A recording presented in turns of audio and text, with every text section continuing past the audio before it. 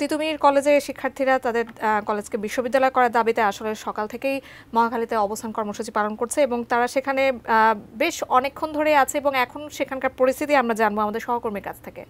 এলাকাতেই রয়েছে। আমি আজ কিছুক্ষণ আগেও জানাচ্ছিলাম যে এখানে যে শিক্ষার্থীরা এখনো অবস্থান নিয়ে আছে এবং তারা মতো করে কিন্তু অবরোধ কর্মসূচি পালন করছে।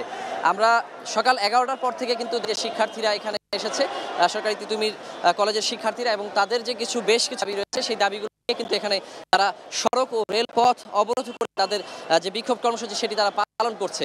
এবং আমি যেমনটি কিছুক্ষণ আগেও জানাচ্ছিলাম যে তাদের বেশ কিছু দাবির মধ্যে কিন্তু রয়েছে যে সাত কলেজের আওতাভুক্ত হয়ে যে তারা ঢাবি রয়েছে ঢাকা বিশ্ববিদ্যালয় অধিভুক্ত সেটি কিন্তু বাতিলের দাবি তারা জানিয়েছেন। পাশাপাশি যে 7 কলেজ নিয়ে বিশ্ববিদ্যালয় নয় তারা কিন্তু দাবি করছেন স্বতন্ত্র বিশ্ববিদ্যালয়, যেন সরকারি তিতুমির কলেজকেই একটি স্বতন্ত্র বিশ্ববিদ্যালয় ঘোষণা করা হয় সেই দাবিও তারা জানাচ্ছেন।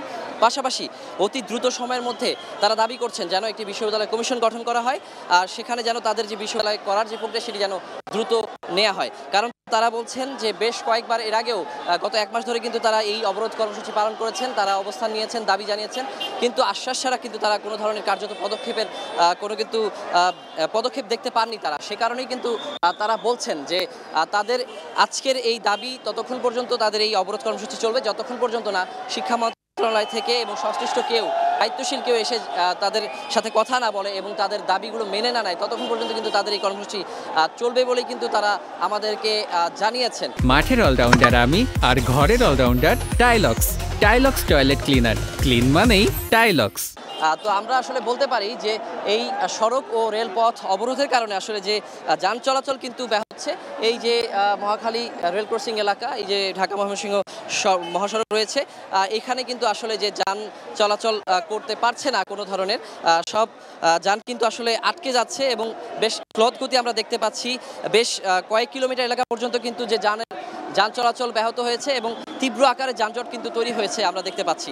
তবে শিক্ষার্থীরা কিন্তু তাদের অবস্থান থেকে অনড়। আমরা দেখেছি যে আইনশৃঙ্খলা রক্ষাকারী বাহিনীর সদস্যরা কিন্তু ব্যাপক আকারে মোতায়েন রয়েছে, পুলিশ, সেনাবাহিনী, তারা কিন্তু বোঝানোর চেষ্টা করছেন যেন তারা সড়ক ছেড়ে দেন, জনদুর্ভোগ যেন না হয়। কিন্তু তারা এবার কিন্তু কঠোর কর্মসূচি পালনের ঘোষণা দিয়েছে এবং তারা তাদের অবস্থান থেকে অনড়। তারা বলছেন যে সংশ্লিষ্ট কেউ যতক্ষণ পর্যন্ত না তাদের দাবি মেনে নেয় ততক্ষণ পর্যন্ত কিন্তু তারা সড়ক থেকে সরে যাবে না, তাদের এই কর্মসূচি চলবে।